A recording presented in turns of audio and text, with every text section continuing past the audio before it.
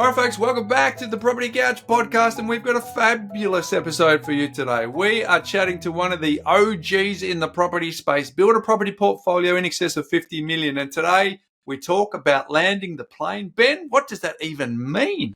Well, Bryce, we're talking exit strategies. So we're going to unpack several different types of exit strategies that are available for property investors, Bryce. It's a big show. It is a big show. You do not want to miss this one. Let's rip into it now. Welcome to the Property Couch, where each week you get to listen to two of Australia's leading experts. Bryce Holdaway, co-host of Location Australia on Foxtel's Lifestyle Channel, co-host of Escape from the City on the ABC, and partner of Empower Wealth Advisory. Ben Kingsley, chair of Property Investors Council of Australia and the founder of Empower Wealth Advisory, named the 2018 and 2019 Property Advisory Firm of the Year. Stay tuned as they bring you the insider's guide to property, finance and money management. All right, folks, welcome back to the Property Couch podcast, and we have an exciting episode for you today. We've got a very special guest, one of the OGs, Ben, who's come through the cycle with us, and he gets to share his story and talk about something that we don't get to talk about very much. But first of all, welcome to you, mate. How are you? Mate, I'm well. I'm looking forward to today's show because we are absolutely talking to someone who we have a lot of respect for, and we know that he's doing great things for his clients in the space. So it's going to be a wonderful conversation. It is going to be a wonderful conversation. Before we get there, just a couple of little housekeeping matters, Ben. Summer series shout out. We are talking about exit strategies today. So I just wanted to say that in our upcoming summer series, if you go to thepropertycouch.com.au/my story, we want to talk to people who have landed their plane. We want to talk to people also who have been subject to silver bullet stories and had a bit of a woeful time, and they want to share that on behalf of everyone else. So that's part of it. But given the context of today, Ben, it's a shout out for exit strategies. So people, have you done a build a portfolio and you sold down? Have you built a portfolio where you paid off all the debt? Have you built a portfolio where you're continuously using debt to service debt? We want to hear from you. We want to share those stories as inspiration to our community, and we'd love you to do that. So all you need to do is go to thepropertycouch.com.au/my story, and we would love to hear from you as we're getting very close to getting that lineup sorted. So we got a lot to cover today in our episode, Ben. Before we get there, I found this recently, and it was the moment you realize the cage was never real. And I think it's really good to set up for the conversation that we're having today. So do tell. I've got this little clip here. Our team will cut it in, thanks to Stephen Bartlett from Diary of a CEO, and then we'll chat about it shortly. Have you ever seen that video of the ant and the pen? No. They get an ant on a piece of paper, and the guy on YouTube, it's like got millions of views on YouTube, just with a biro, draws a circle around the ant. And the ant runs to the edge of the circle and believes it's trapped, and it will not cross that line. It will not cross that line. Looking down on it from a bird's eye view, you go, oh no, it's just a figment of its imagination. They do the same with a spider. They get a piece of paper, there's a little spider on it, they draw a circle around it with a biro. It will not cross that line. As the guy's drawing the circle smaller and smaller, he accidentally draws it so close to the spider that the spider steps over the biro, and then it can never ever in its life be trapped by the biro again. And you watch it just run off the page, and he's trying to trap it again, and it can never, because it realizes that's just a wall it's built in its mind. You, me, we have drawn circles around ourselves, but they are just figments of our imagination. And those circles are determining how far we push, how far we aim, the things we decide to do. The best place to always search, I think, is in the labels we've given ourselves. That is building a wall around you in your own mind. Yeah, so the single ant, Ben, was trapped by nothing but hand-drawn circles. So, and thought that the ink was the barrier until it accidentally stepped out. So from that moment on, it was free. And we're the same.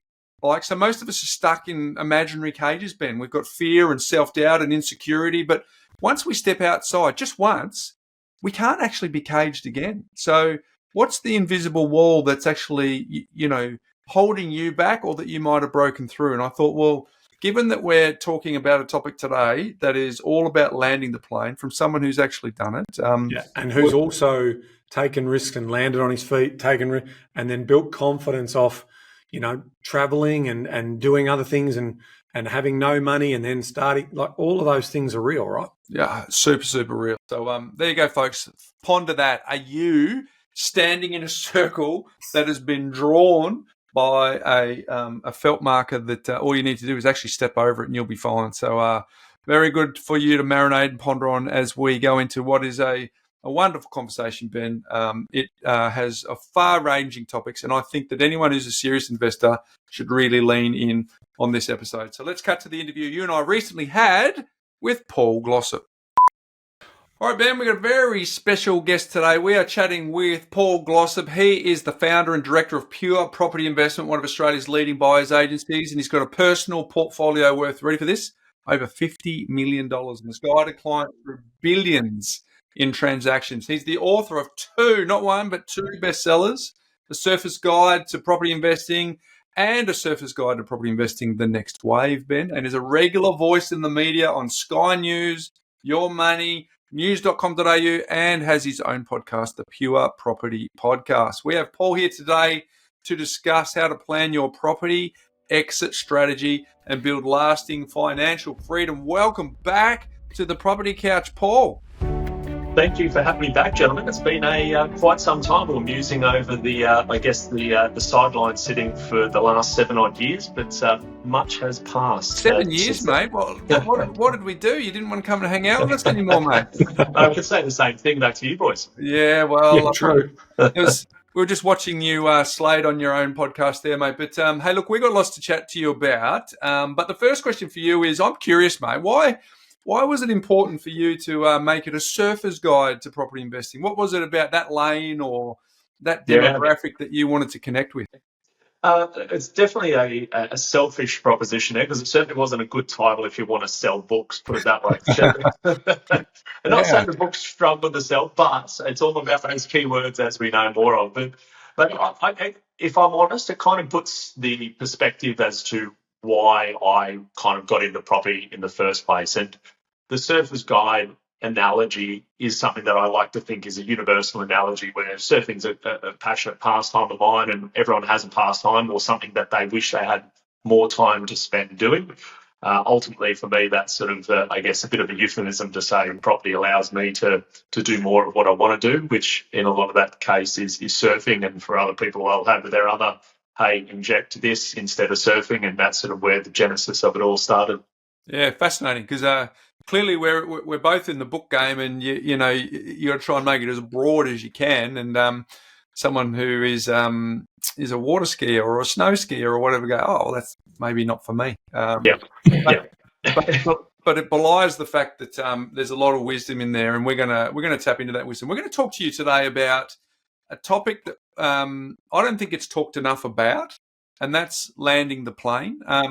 Ben and I felt so strongly about the fact that it didn't get talked about enough that we actually made sure we put it in our new book and talked about it there. But look, we are going to get there. But before we do, when we spoke to you 7 years ago, we hadn't quite got into our get to know you phase of personal backstory. So we'd love to know what were the founding conversations, what were the inherited ideas.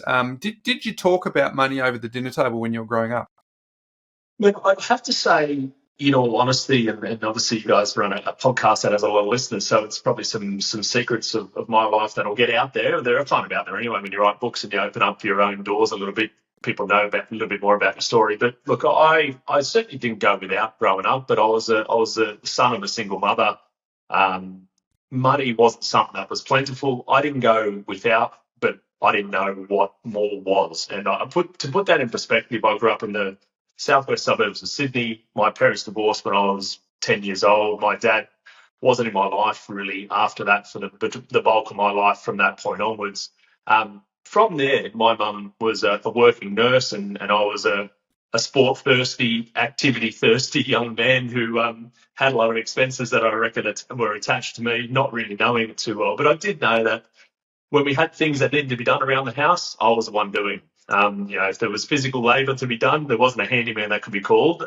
There wasn't an extra bit of surplus cash that was there to fix a fence paling or to mend a roof. I was the one doing it at a very young age. And it was in partnership with my mum, but I also learned a few things about my mum's idea of what stability in life was and how money allowed stability. And a couple of those key things, as a nurse growing up back in the day, she ended up working through a career and transition, and actually did a lot of really good things later in her career, did a master's after 50, transitioned her career to some other things. But all the while, I learned that she was on what was called a defined benefit scheme back in the day, a government defined benefit scheme. And I was wondering then, because when my parents divorced, and this is a bit of a longer story, but as it turns out, my mum bought my dad out of a relatively modest house. She still had a very extensive mortgage on that property. And from there, I thought to myself, and I did have conversations with my mum, is that how are we going to have this house paid off by the time you retire, Mum?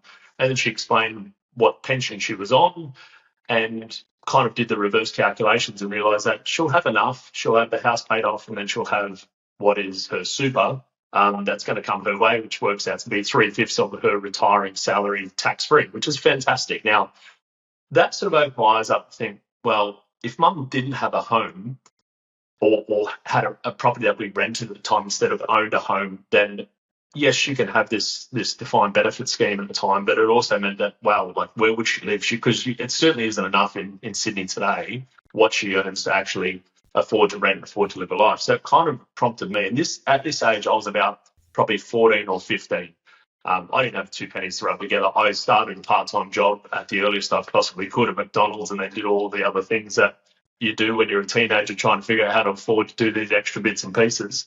But it was that moment, and I still remember clearly all those conversations. And it's funny, you don't know what moment you're in until you reflect back as a grey-haired, brushy-eyed, bloody whatever I was back then. But it was those moments where I distinctly remember money is very important, but I know my mum wished rather that she probably had a bit more guidance way earlier in life. And I know she probably had opportunity to do different things financially, whether it was to invest in property, whether it was to do things from expanding her horizon to invest in other things. But she just didn't really have any guidance. She didn't have any mentors.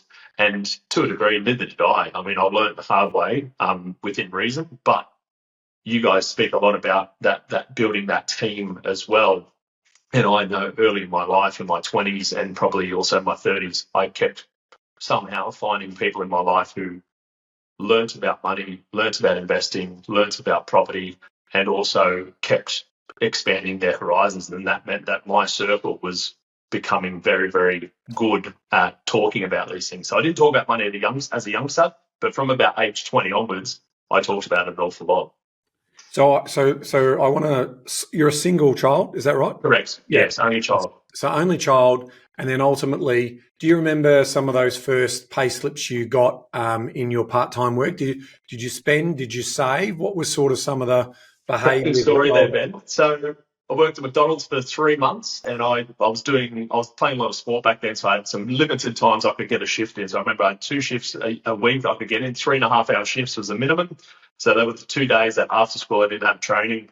When Mum dropped me off at the Liverpool McDonald's, for anyone who's there, on the Great Western, in the Hume Highway, did my 3.5-hour shift, earned all of $4.85 an hour. That transitioned to $5.15 an hour. And I remember getting that payslip, that fortnightly payslip, which was, I think one time might have worked out to be $50-something. Anyway, I think I put together about 4 months worth of work there, and I was saving up for what I thought was what I wanted, which was a pair of Oakley sunglasses. And this is where the story gets a little the big wraparounds, the mirror ones. The full, what model because I'm wearing again now. So I remember I bought them, and this was leading up to Christmas time. And I remember I bought them as my own Christmas present. Mum chucked in a bit of money, and they were about $190 back in the day. Huge money. I mean, huge money. I only think of it now, and I think that was wild.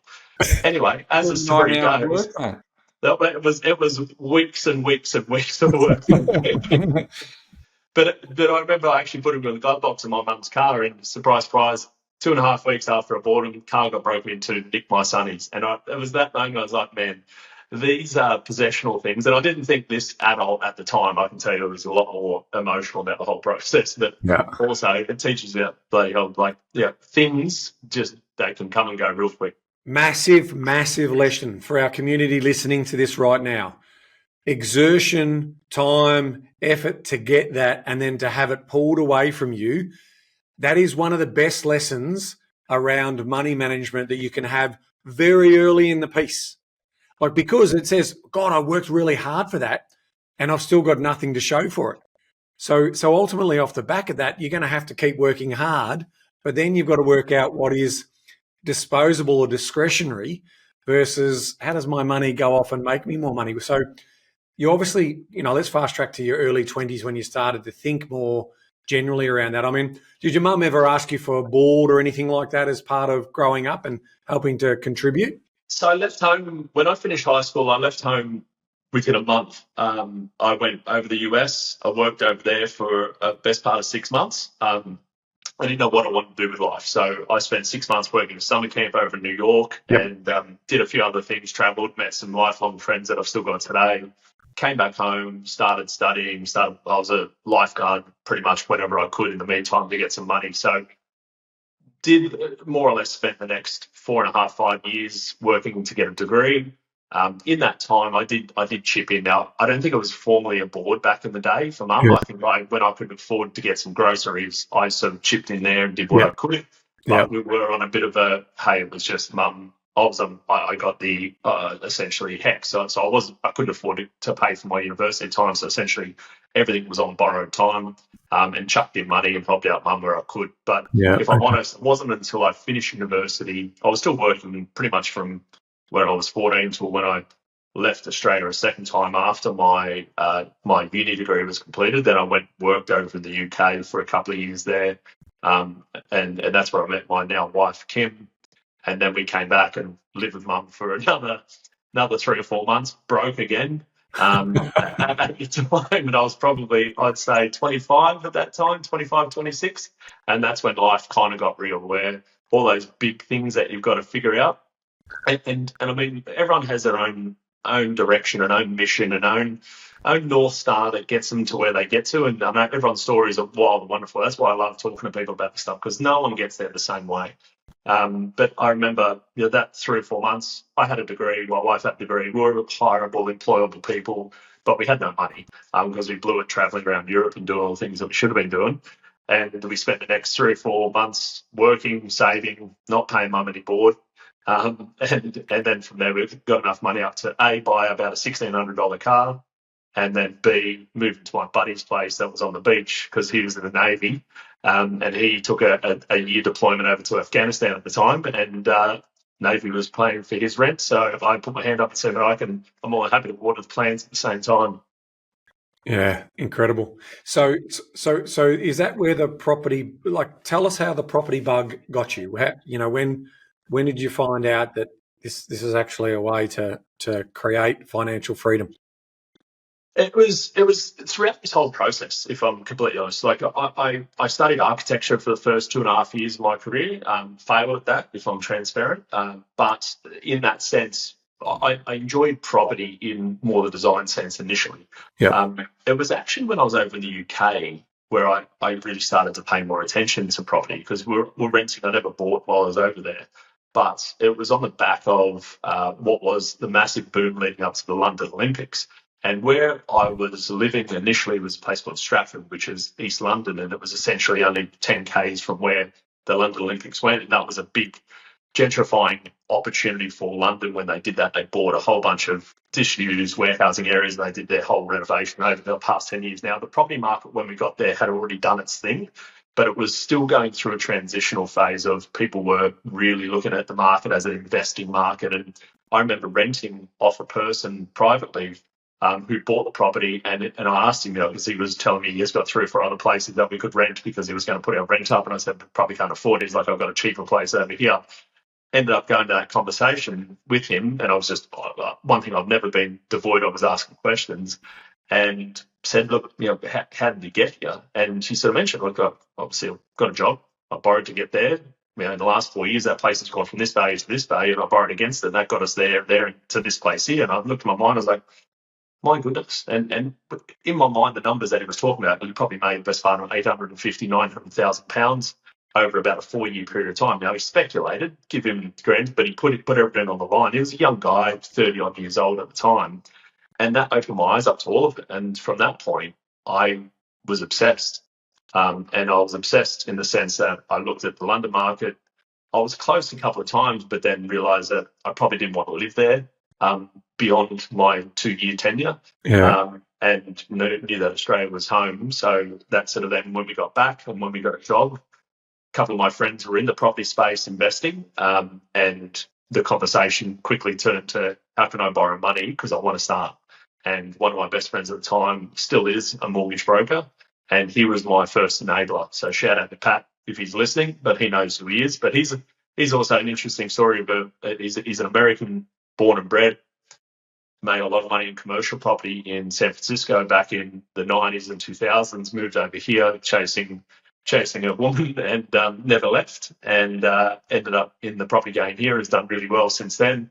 He enabled me, gave me some lessons, and as it's turned out, I've helped him out with a lot of development stuff over the past 10 years as well.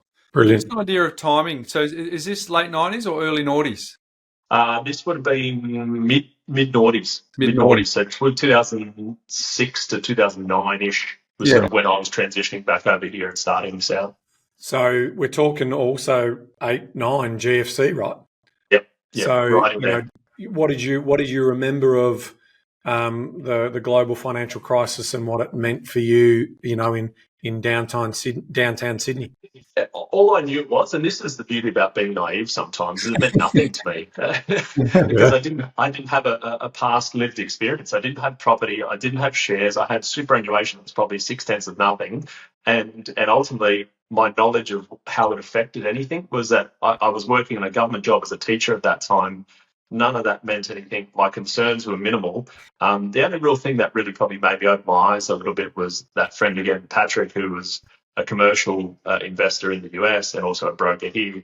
I do recall a few times him moaning and groaning about how much things have changed, and also some effects of his property over the US, which definitely opened my eyes to saying, "Oh, it's not a one-way street. If you're riding a piggyback game and you're investing and just not really taking stock of your cash flow."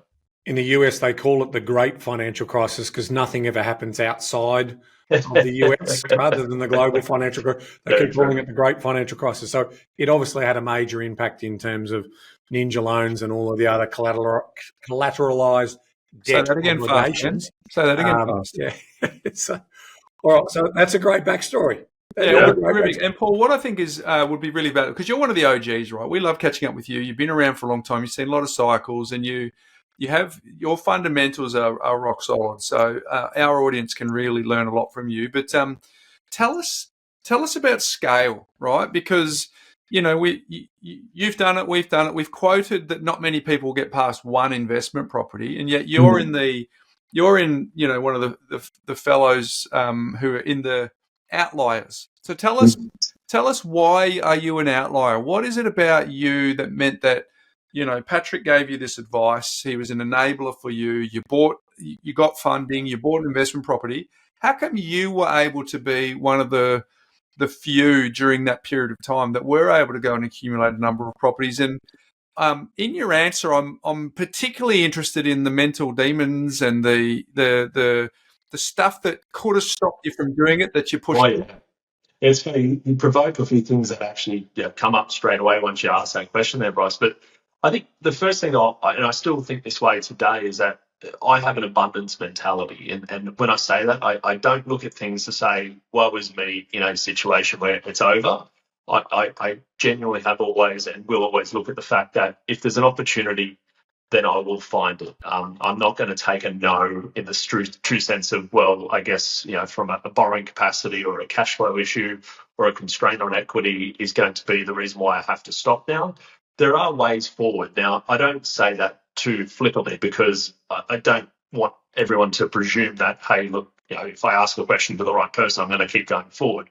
There's always a risk attached to building a larger portfolio, and I certainly found that. So firstly, I always looked at saying, well, how do I get equity, and is there ways to manufacture that, or is it going to be purely by growth? And by virtue of me investing in property in the early days, there was a combination of those two things. Predominantly, though, it was back when the elbow grease component was a big part of how I proliferated the portfolio. I can distinctly remember probably 4 different properties. One in particular was up in the Hunter Valley region.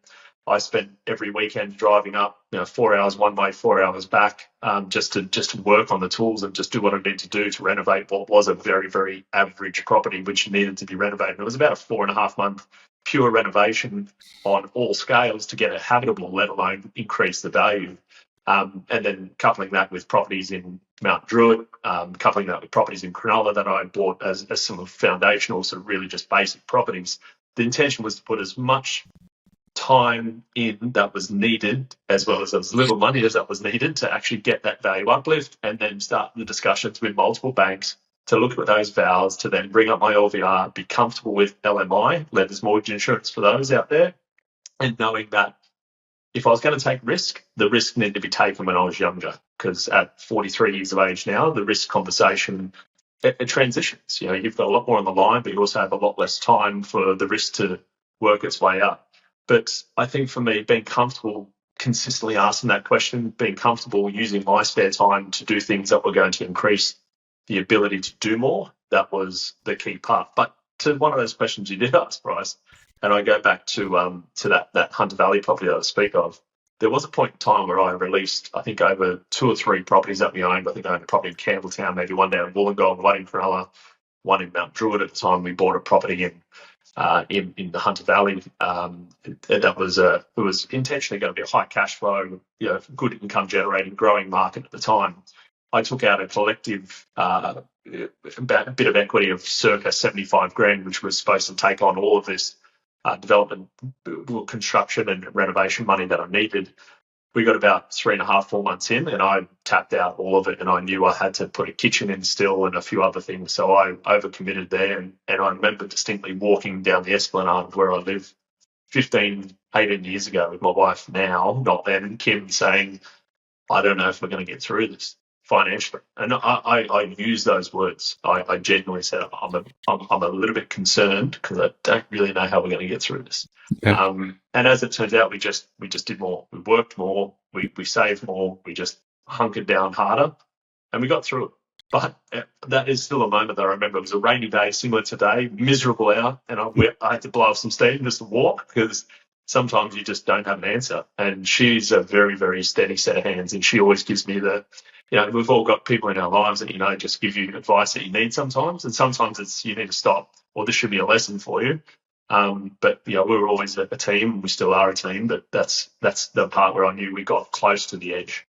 Well, there's so many stories of people that actually get to, there's not too many success stories that you actually get the opportunity, like we're getting to unpack, where there isn't some form of adversity, there isn't some form of staring down a crisis, there isn't some sort of fork in the road moment. And what do you think, where was the seed planted for the abundance mentality? Because you obviously honouring your mum, all props to all single parents out there, right? And it's challenging, but where was that seed of abundance mentality that was planted? Because when you're growing up in your household, you said that there wasn't a lot of extra, right? Mm. So where did that come from?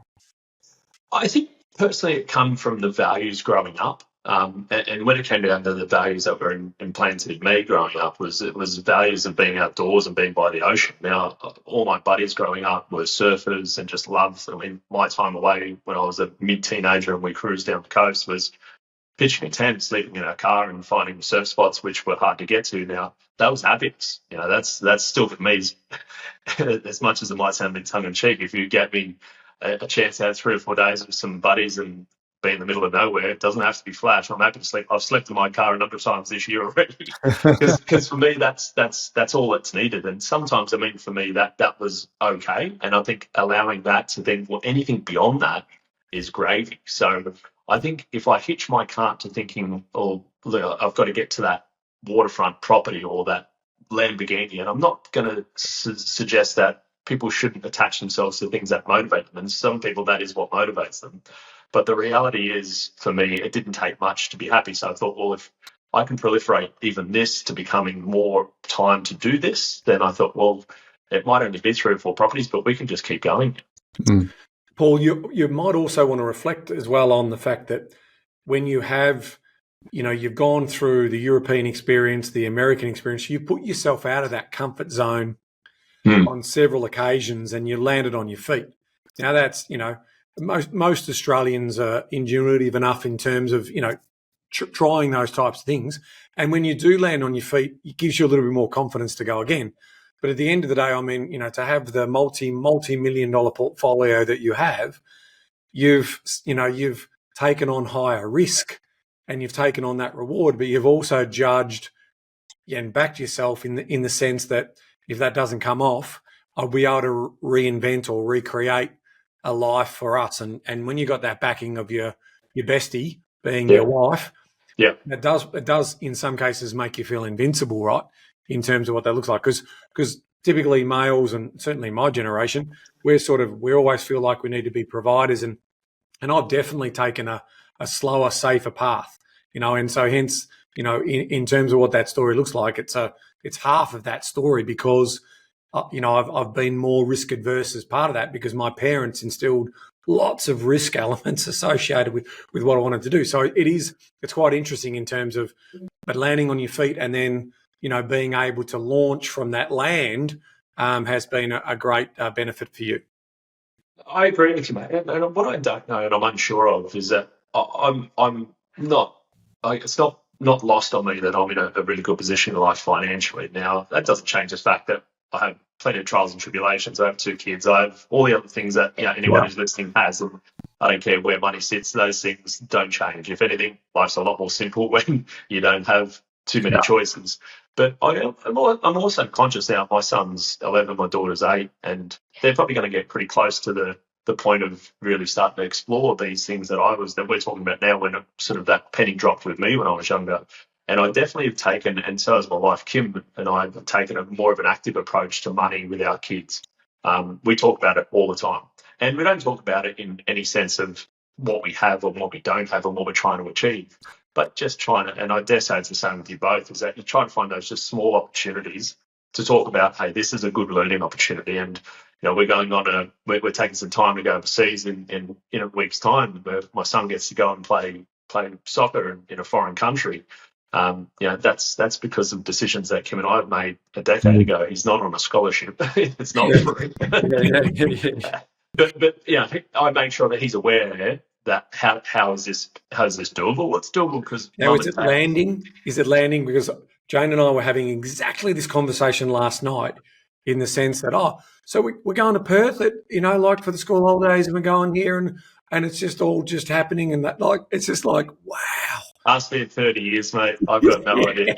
But certainly, some of our children are very lucky that they don't go without, right? But massively. So but there is, you've got to try and keep with the lessons, rather than just sort of rolling out the eye fillets every time that you go out for dinner or whatever. I know, mate. I know, and it's tough. I mean, I genuinely find that it's tough because I don't want to be that person who's harping on about when I was young and this and that. And when it's just. Yeah, that message is useless, even if they're listening, I find. But it's the values that we try to instill of the other things, of just being good, decent human beings and everything else. Yeah. Hey, Paul, when we chatted about this conversation today, I said to you, of all the things we could talk about, what do you want to talk about? And you said, let's talk about exiting. Let's talk about the exit strategy. Why do you reckon that popped up for you? What's been your experience with your clients, or the conversations you've had with your networks or your circles, or how well or misunderstood do you think this topic actually is? I think the reason why I probably thought it was a great topic initially was, it doesn't get talked about that much with authority, because unfortunately or fortunately, we're in a vocation in the buyer's agency space in particular, and the wealth creation space, probably more on the property side of things, which is still in its infancy. So I think the exit side hasn't really been explored because it hasn't been achieved by many, if I'm honest. Like this whole movement of buying property 10, 15 years ago, it's probably only really starting to come to fruition kind of now for those ones who are the early movers. There's plenty of people who've invested in property over the last 4, 5, 6 decades, but probably not on the scale that a lot of people talk about in today's numbers. And it doesn't need to be 10 properties, but I think I'm actually only just now starting to have conversations with our earlier clients from a decade ago. And I dare say you might be similar, where you're like, you know what, that plan that we set out and what we executed on is actually getting very close to fruition. And now it's not as simple as it's worked, you're free to go.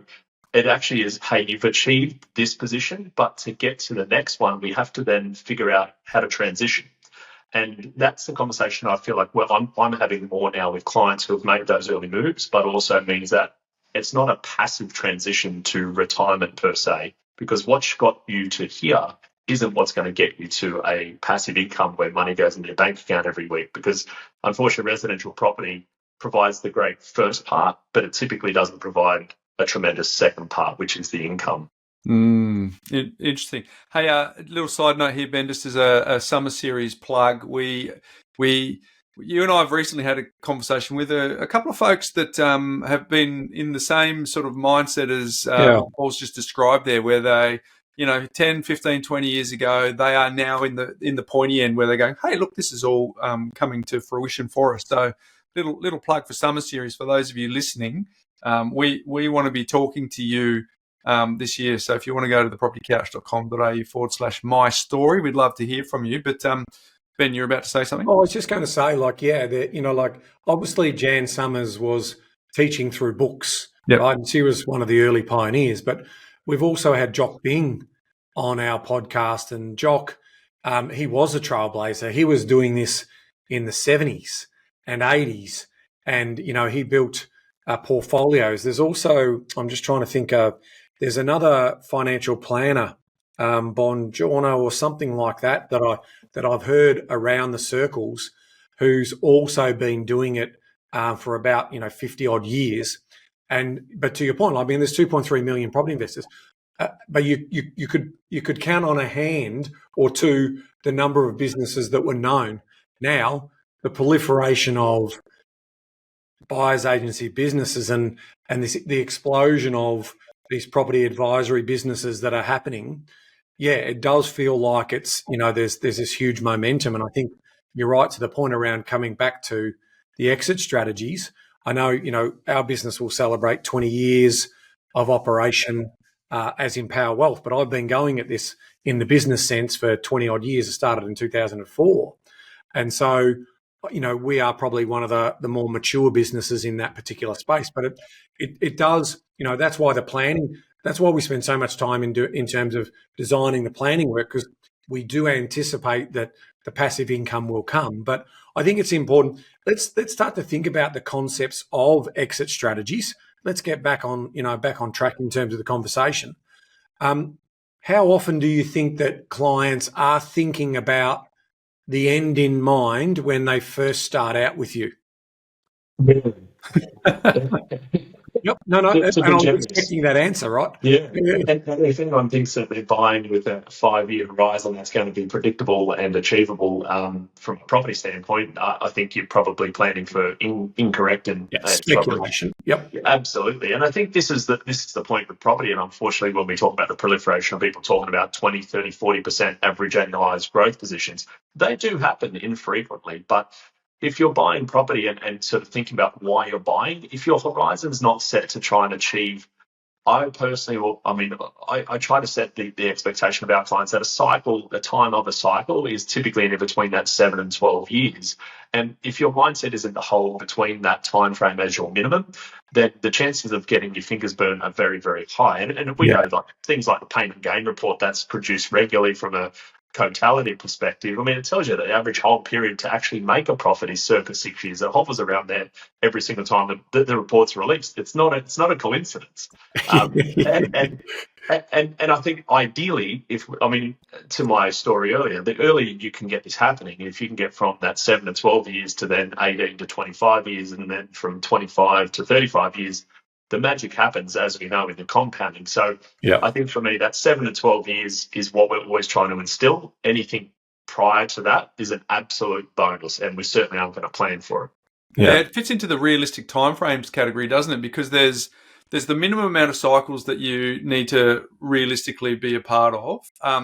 Then you need to plan the exit in advance, because let's be honest, we'd all like to think in vacuums we start with a beautifully constructed plan, but most of the energy, like a plane, uses most of its fuel when it takes off. The same is for us, just to develop mindsets and develop the language of investing from to be able to be in the arena, right? So we've accumulated, and then we got to transition, and then there's stuff to think about when you have these milestones around. Okay, well, you talked about your kids being 8 and 11, and mine are 12 and 14, and Ben's a year in advance on that. So we've got to think about schooling and when we can actually get access to our free time, and like when our loans are there's a bunch of stuff that that influences timing, and then you just got to be flexible too, right? Because we could all plan to retire in 2019, 2020, but then a pandemic comes along, right? So you've just got to be nimble. So what's some of the things that you get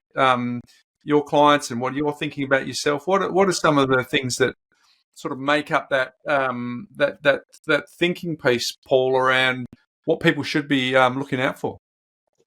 I call it the investor mindset, and I've referred to it a few times when I wrote the book, and I spent the first chapter of my book's the investor mindset and mastering the investor mindset. And I could say unequivocally that I haven't mastered it as an investor myself, but you get better with time.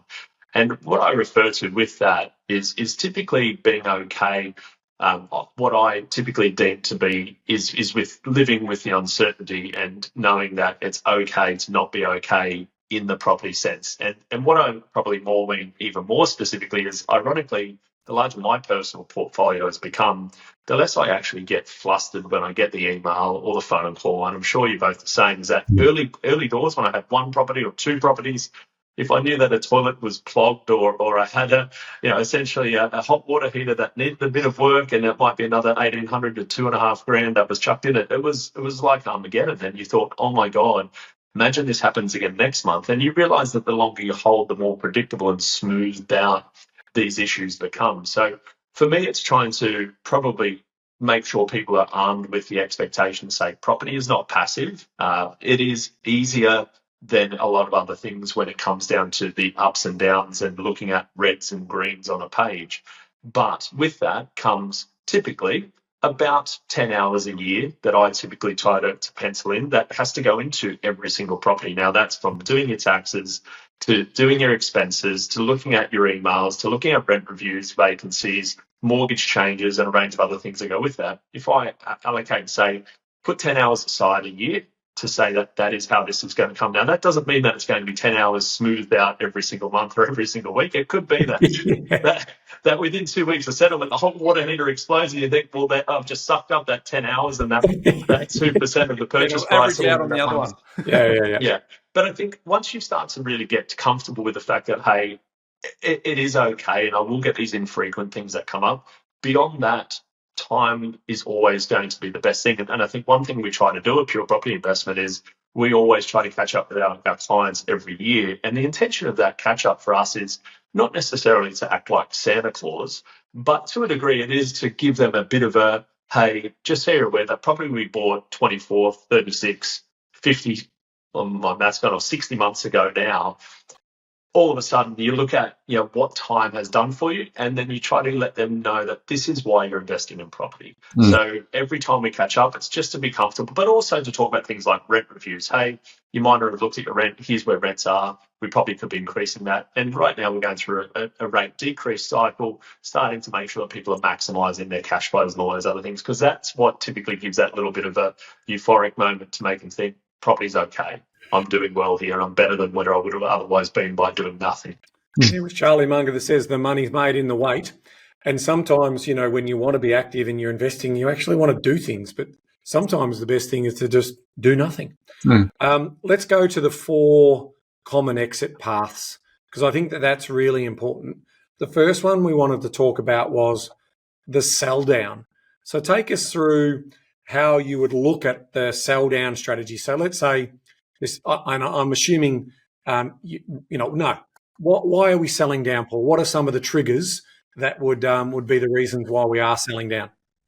For me, it usually comes back down to being able to hold is not a viable option to keep cash flow high. So there's usually a sell down conversation, when there's been obviously an increase in equity gain. So you're not selling ideally under duress. But if you're going through that transition of retirement, you might be in that point where your income is starting to drop down. So if a property is still potentially slightly negatively geared, you look at it and say, well, this isn't a sustainable model anymore. And then ultimately you also look at it to say, well, is me selling down now going to free up cash to then use that cash to actually, whether it's pay down other asset debts, whether it's pay down principal place of residence debt, whether it's to reinvest that money into something that is going to be more usable as far as the yield on what my total value of an asset is. And for me, they're usually the reasons that you can't afford to hold, and the utility of the money that sits within that property can probably be now more focused on income than it would be on otherwise on growth, because the mindset is once you've got to the point of having enough, there's always more that can be had for everyone, but you have to transition to an income at some stage. And residential property inherently probably won't give the same level of income that other vehicles can, but it inherently also can give more growth than other vehicles can. So it's usually the sell down that gets there. So the trade-off to that obviously is a large capital gain event. So the timing of that sell down is potentially, to crystallise that money to potentially reinvest into higher yielding. That's potentially the trade-off. So as part of that consideration that any household should be thinking about, they should be thinking about it like this. If the passive income is giving me the lifestyle that I planned for, then I don't have to worry about that. And at the moment, under the current legislation, if I'm then gifting those properties to family and loved ones, potentially we're avoiding a capital gain hit. So this is where, again, it's a case-by-case example in terms of that. But to your point, if it's not yielding me enough for my retirement years and my lifestyle by design, potentially timing that exit or sell down of some of those assets, if you've amassed a multiple number of those, is in the mix. Okay, the second one is the pay down. So take us through. So the sell down. Then there's also just, okay, you've been able to get on the crest of the debt wave. The debt's coming down. Tell us more about that strategy. And this is an interesting one. I think more Australians will fall into the category of in the next 5 to 10 years, with this massive transition of this wealth that's happening as we speak. There's going to be these lump sums of cash where people might find themselves in a position where they're saying, hey, I've got surplus cash. Do we look at paying down these assets, or at least offsetting these assets with this cash? And quite obviously, if you're not selling, then you're not paying capital gains tax. So for me, this is where, if you have the ability to take surplus funds and look at the assets you own and think, well, if I offset these as opposed to, or pay down these as opposed to sell down, I don't incur that capital gains tax event. And obviously that's going to be better for me, and also potentially for the future generation, because these assets stay in perpetuity. The trade-off is usually going to be that you obviously don't get flexibility in usually being able to ratchet up your yield as a percentage to your total value of your assets. And that's where your restrictions on the offsets and probably more the pay down component comes in there.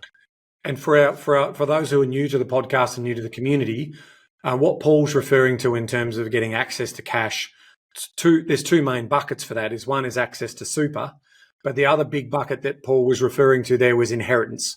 So we're going to have this potential transition of wealth that's going to happen with the baby boomers, deceasing or dying out.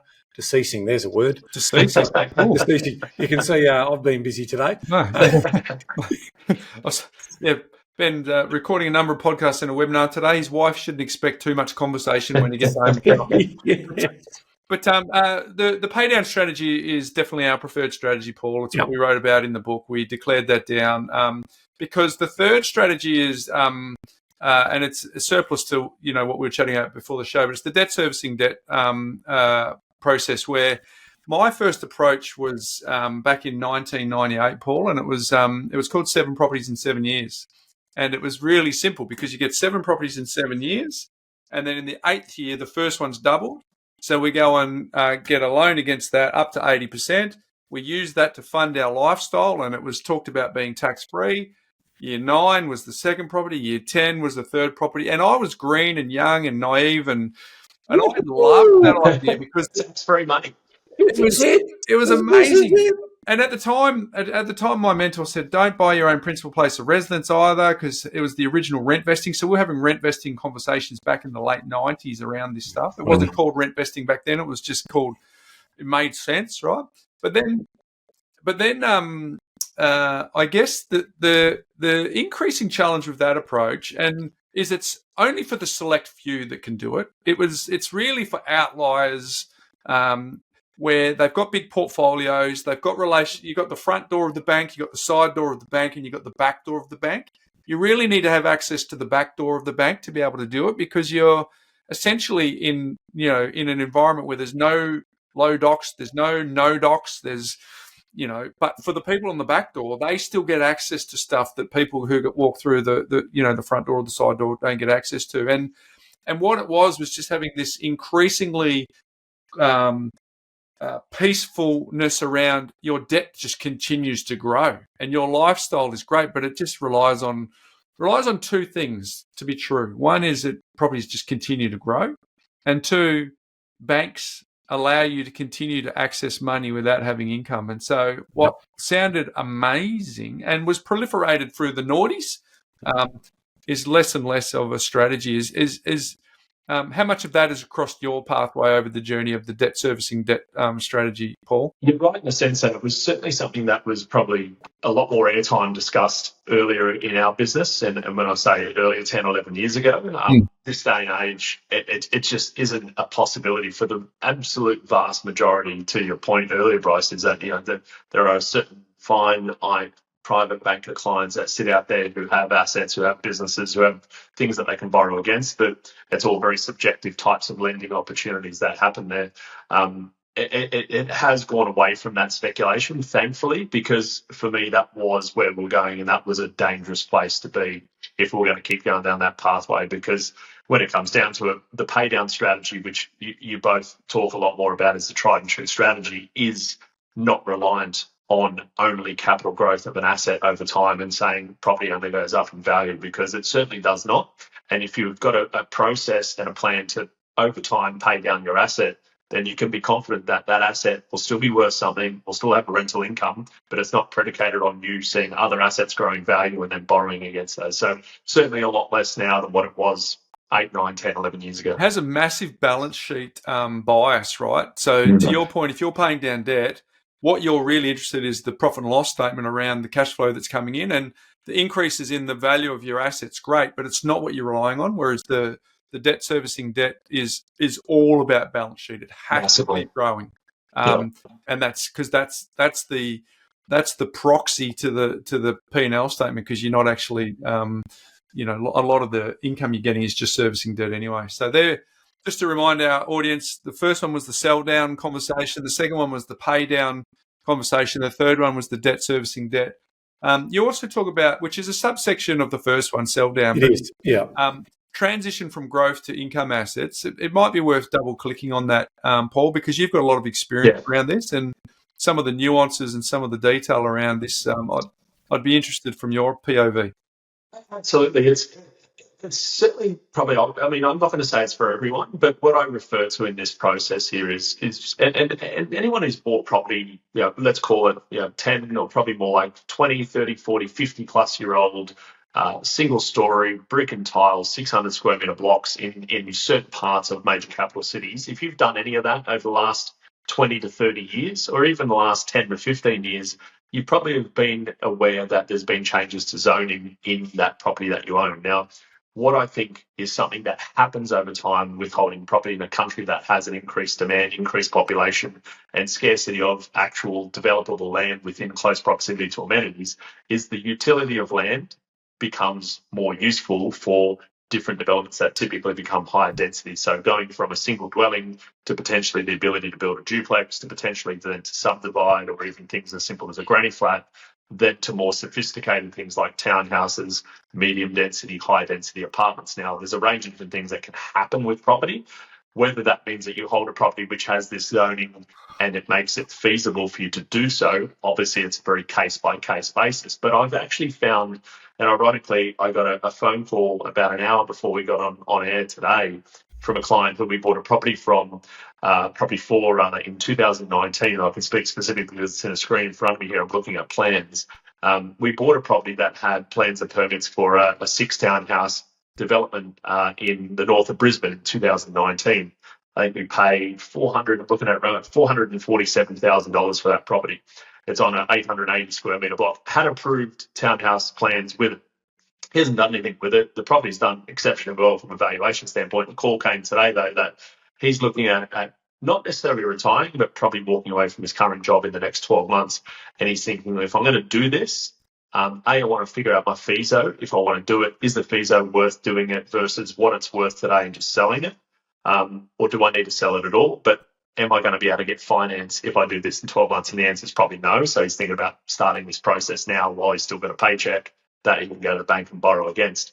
That is a strategy which we talked loosely about, the fact that there's probably a feasibility to build those 6 townhouses. I ran through some basic square metre rate numbers, what they'd sell for, and the intention is probably to sell 4 and keep 2 and still keep skin in the game and probably walk away with no debt on that asset, higher income, obviously new properties, depreciation, better rental, no maintenance, etc.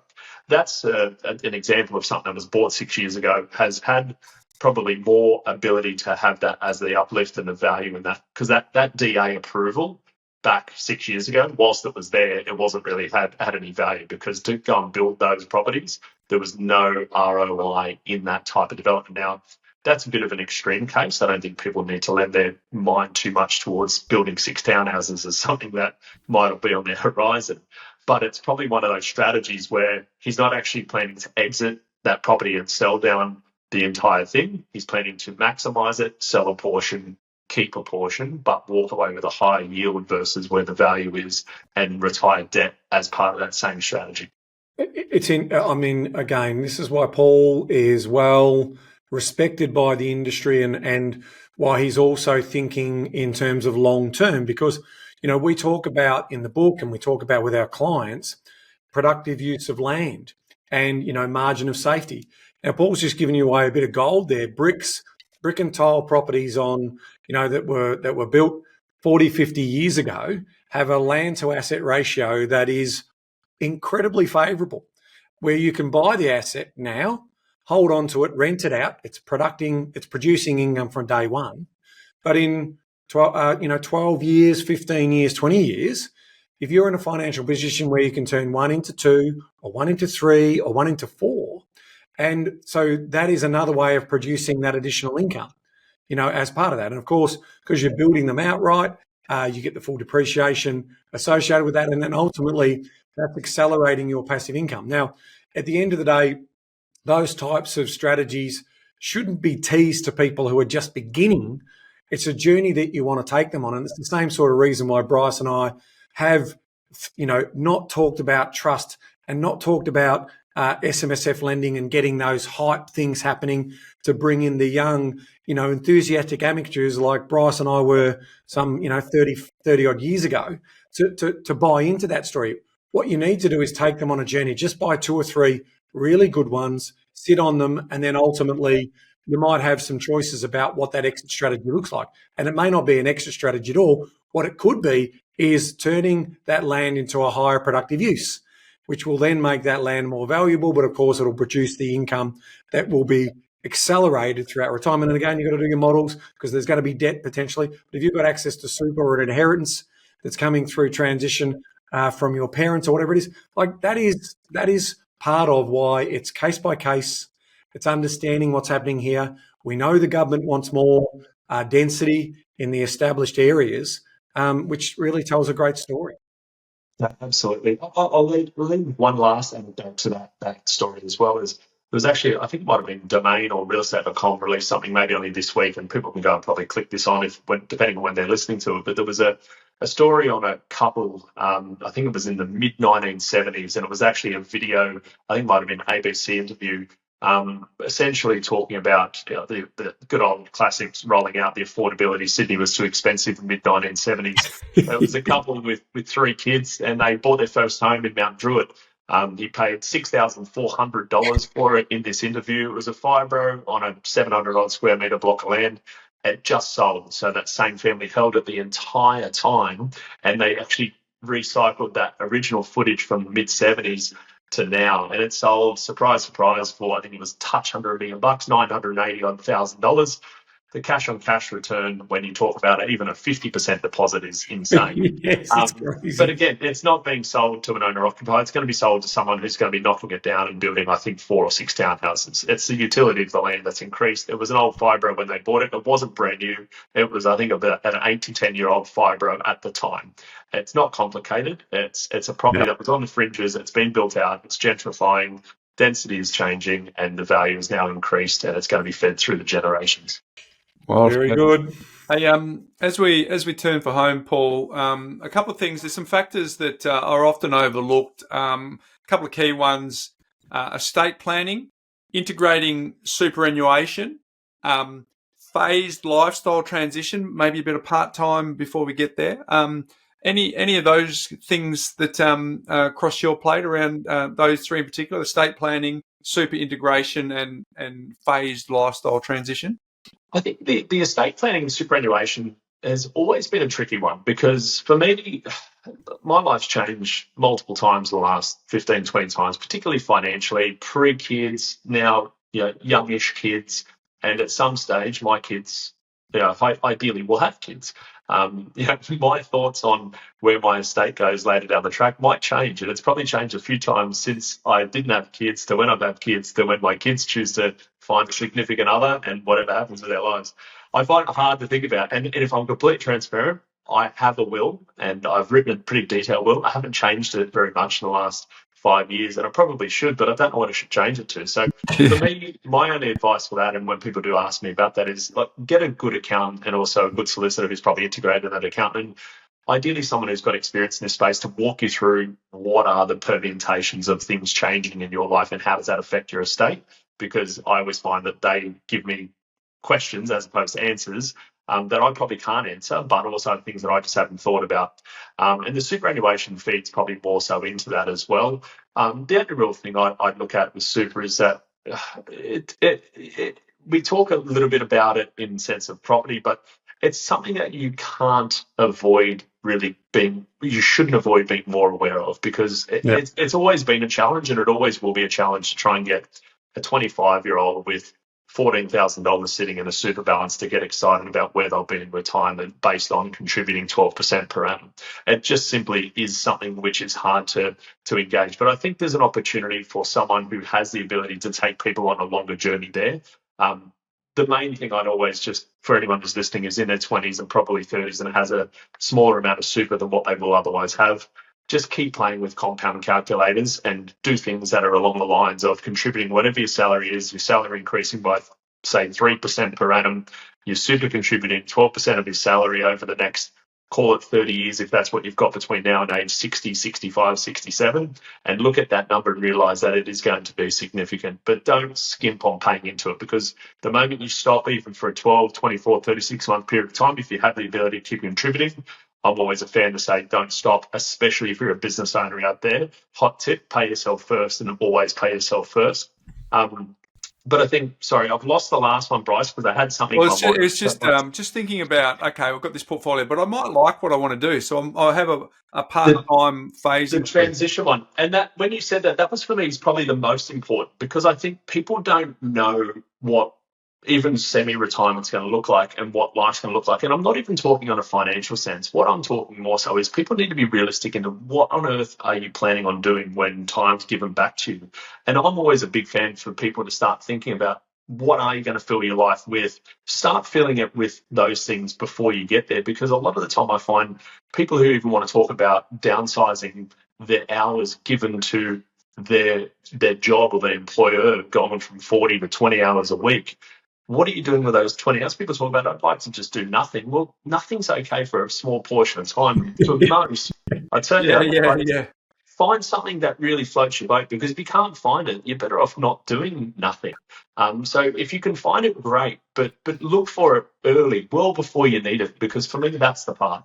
The idle mind is the devil's playground sometimes too, right? In terms of that. So mate, that is all wonderful advice. I mean, let's sort of just wrap it up into some simple sort of frameworks like we normally do. Step one, know your numbers, your cash flow numbers now. But if you can get to a certain level of income through a projected model, that's your starting point. And then work out, to Paul's point, what do you want to do with that money? What do you want to do with that time that's going to give you the experiences and the joy of what you're doing? And in some cases, it could just be giving your time to others, like financial contribution once you achieve that financial piece. Map it out. It is important to run those different scenarios. And in terms of exit strategies, Paul talked about, obviously, a good accountant, but a good tax advisor. I mean, we are going to see an enormous amount of generational wealth changing hands. There's going to be all sorts of instruments and ideas around how you minimise the government's take on that, from anything from the likes of testamentary trust to all of these other things. So learn about what, especially if you build a sizable wealth base, you potentially want to get, really experienced advice in that area from specialists. That's not advice in terms of what we're trying to do. Model out those different scenarios in terms of what that looks like. And your advisor shouldn't just be around for the purchases. They need to be around for landing the plane as well. And that's usually when the financial planner and all that comes in. And point number 4 is, when you're doing this, also build those buffers in. So, one card movement does not collapse the deck of cards. Like, in other words, don't try and get yourself too aggressive, which is what we've tried to also teach our community as well in terms of what that looks like. I think if you're thinking about those things and you're thinking about the sell down, the pay down, the aggressive, live off equity, be careful with, and then just ultimately, yes, if you do find yourself with you're very, very asset rich, but it's not producing an income off the back of that, what Paul's talking about there is maybe we do turn the productive use of the existing, or we liquidate some of those and turn those into other income producing areas where you'd need to get some licensed financial advice on.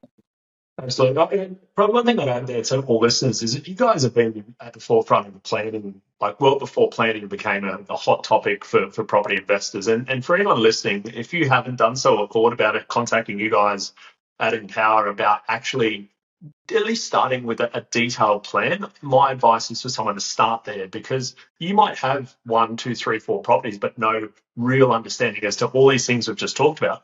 You are the perfect avatar. Don't think you have to be starting to actually think about your plan. Right. If anything, I want people to be planning when they have assets, because most of the time they got there without anything really in mind as far as what they're going to achieve. So start there. Planning. Absolutely. Yeah. Hey, Paul, my final question for you is, today we're talking about stuff that doesn't get talked about a lot. How have you, being an investor that scales a portfolio like you have? You talked about it being 10 hours, which is in alignment with us, right? But to be able to give it 10 hours a year, you have to have done a lot of work up front to get visibility around the numbers, right? How do you do that as you scale? I mean, we're obviously biased. We've got a platform which is called More, and we'd love everyone to use it. But tell us about how you've done that, and how and what are the numbers that you make? What are the key dates that you make sure, like, if you outsource some of the stuff, to make sure you don't outsource the insurance, for example, to make sure you always do. What are some of the nuance around managing so that you're in control of the numbers? My best enabler early in the piece, and this was probably before automation really became a simple thing for most platforms, was really trying to figure out who my best advisors were. And you mentioned people like accountants. I still have the same accountant I started to build my portfolio with, and probably luckily enough, but I took that advice on the back of other people who've already started the journey that I wanted to be on, started there, and they've been exceptional with me to be able to give me both the support with the numbers, the tax, and also the bookkeeping when I've gotten bigger from a property portfolio perspective. So being comfortable to outsource to these people, because it takes away the need. I pay for it. It's not free, but I outsource. Insurance advisor, exactly the same thing. I got very quickly into the sense of realizing I need someone who can actually handle my insurances. When I need a call, I call the person who runs the brokerage and they lodge a claim. It's outsourced. I put them in contact with my property manager. I'm out of that conversation. I can tell you unequivocally, I have 2 different insurance claims going through right now for things that have happened with properties. I get an email after that to say it's been taken care of and the premium's now sorted. that's exactly what I'm paying for. Now I'm paying a slight premium, but I still manage the books on that. With regards to my banking, all those feeds have always been automated. Yeah, everything that I can do up front, and that's where that extra bit of work that I always known I've done up front, automate processes, then allows the time that I would otherwise need to be ad hoc in every property to not do that.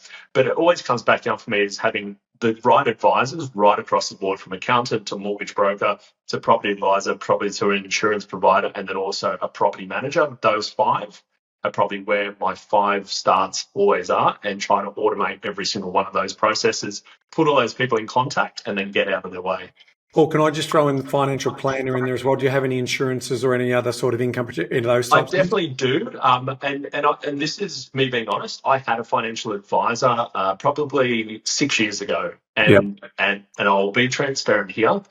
They did what I thought they'd do, and they proposed what I thought they'd propose. Now, I'm not going to go into the weeds as to what I invested, and this is predominantly just superannuation. It wasn't private money, because I know property, so I'm investing in property. Yeah, and your passive income was strong enough, so you don't really need too many insurance policies. But I gave it 12 months, and it probably wasn't long enough, and I wasn't stoked with what I was getting as far as where it was going. So I ended up taking control of my super and setting up my own self-managed super fund with my own ability to invest in the things that I was comfortable with. But this is probably a privilege that I have in this game all day, every day. Most people just don't. And let's understand, you're a sophisticated investor. Correct. You know, and you do qualify under that definition as well, rather than someone sort of saying, I'm highly educated. No. The definition is the income and the asset base, which qualifies you, right? Don't get me wrong, though. I have a super fund share trading account, which I 100% gamble on day in, day out, because I have no idea what I'm doing with it.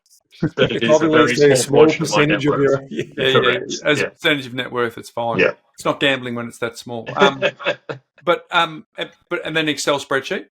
I did initially, but my Excel spreadsheet at the end of financial year now has what is it? 1, 2, 3, 7 different tabs and properties allocated to it. It is unsophisticated. Prior to that, I remember 10 years ago, it was a labyrinth, and I've gone away from it but this is also where technology has allowed me to grab things a lot more simply as to where I actually put information. Prior to that, I had attachments, I had drop downs, I had all kinds of different formulas. I do have a spreadsheet, but it's much more simple now, ironically, than what it used to be, because I realized that the ATO, if they want extra information substantiated, I have that information elsewhere, but I don't give it all up front, because typically it's more work to do that. So I realized, well, I'm not getting audited. I'm doing everything the way I should do. So the information I give is what's needed. If they need more, I'll give more at the end of the day. And I'm privileged to know the accounting group that you're also involved with. And you know, there's a particular partner in that particular accounting practice who specialises in all the bookkeeping for clients who have large portfolios of property. So that's what you mentioned earlier. You said you've outsourced that. And so you've built a big enough portfolio that you've got a bookkeeper that runs it. So, because remember, it is a private rental accommodation business. Absolutely. We're running private rental accommodation business. So you've got a bookkeeper who's running your small private rental accommodation business. Makes a lot of sense. Absolutely. Just checking in, Ben, final questions? Or I could talk to Paul all day, but what I will say is, we are privileged. We've gone, usually we like to keep our conversations to an hour. We've kicked over, but I hope our community doesn't mind, because we're getting access to one of the brightest brains in the nation in this particular space. So from our point of view, I think it's been an epic episode, and it should be an episode that a lot of people should circle back to and play certain sections of again to understand the little nuances that we're talking about here. It isn't rocket science what we do, but there's frameworks, there's processes, there's principles that we follow, and Paul and his clients are following similar, if not almost, very strongly aligned principles. And he thinks in abundance. We think in abundance in terms of that there's enough out there for the good operators. We worry about what's coming in terms of property becoming commoditized too much and the risk of that. It's been a wonderful chance for Paul to share a deeper message. And 7 years has been too long. So it's been too long. Yeah, exactly. Well, Paul, I must admit, I'll echo what Ben just said there. We could chat for a long time, and I think hopefully people who are watching this might get it. Hopefully people are hearing through the audio that Mate, your humility is one of the things that is a huge part of your character, right? Because you are very successful. You've got a lot of knowledge and you are incredibly humble. So the fact that you've come on and freely shared what you've shared today has been incredible, mate. So thank you for that. I think our audience is the beneficiary of,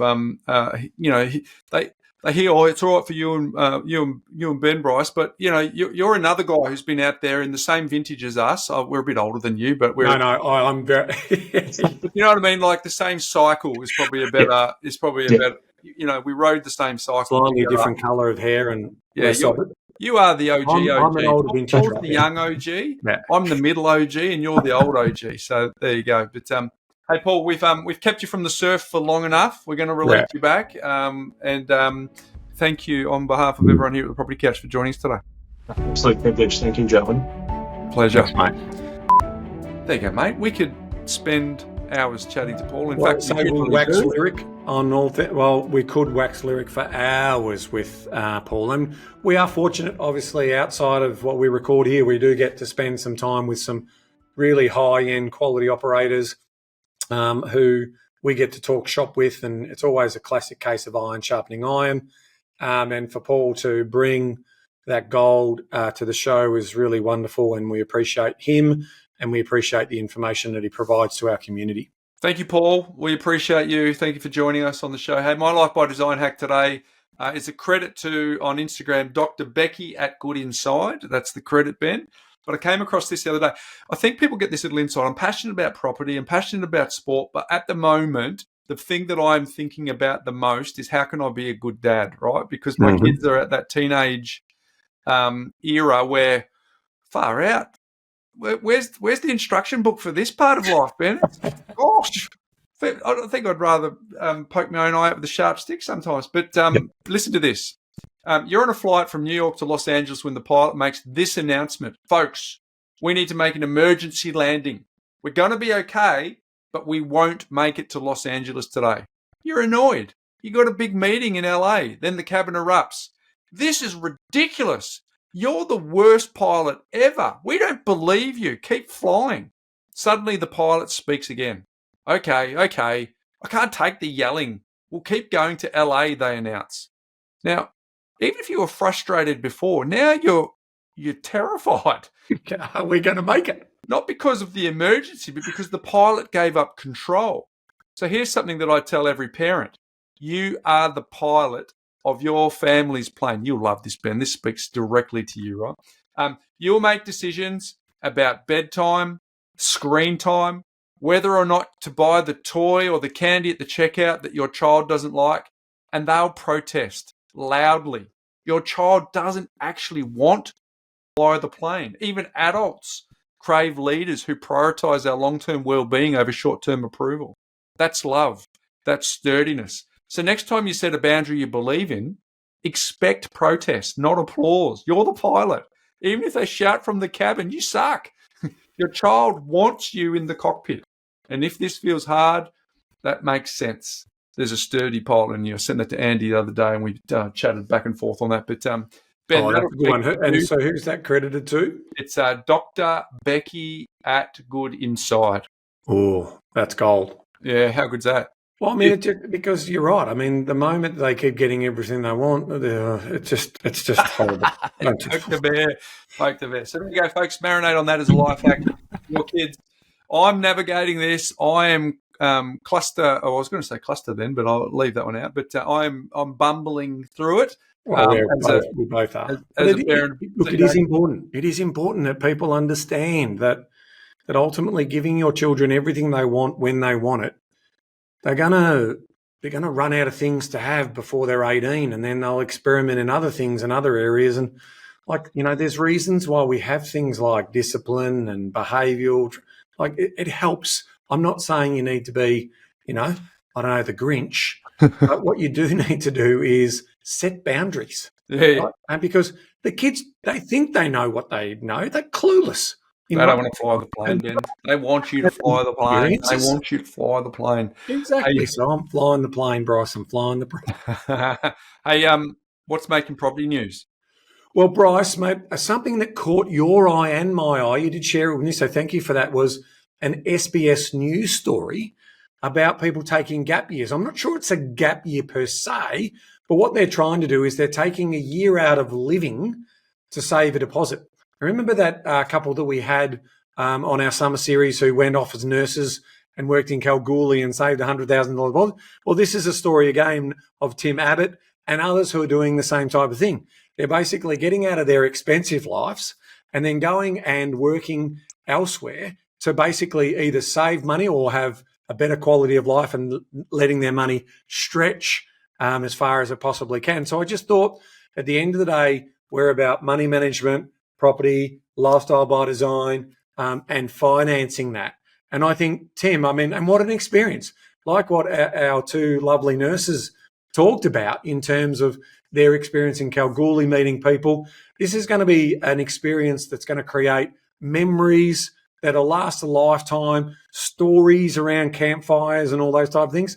So I just think it's a really good reminder in terms of, and probably brings a nice little circle back to your, life hack around, what's holding you back, that artificial circle, and in terms of getting out of that. So I found that article to be quite interesting, and I think probably a little bit empowering in terms of helping these people. So rather than saying it's too hard, I'm not going to do this, there's people who are saying, I'm not going to be one of those statistics.